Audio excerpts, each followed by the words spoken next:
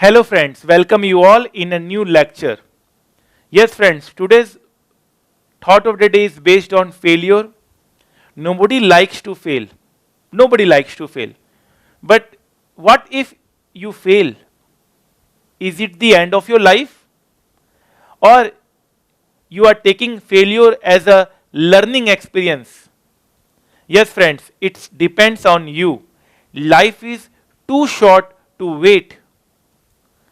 Keep moving forward and only look backward to see how far you have come. Hope is being able to see that there is a light despite all the darkness.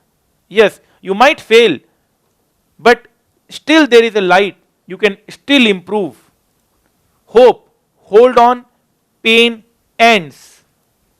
Always remember that your present situation is not your final destination. The best is yet to come. The best is yet to come. Yes, friends, I always used to say that you will become a champion since your best is yet to come. Train your mind to see good in every situation.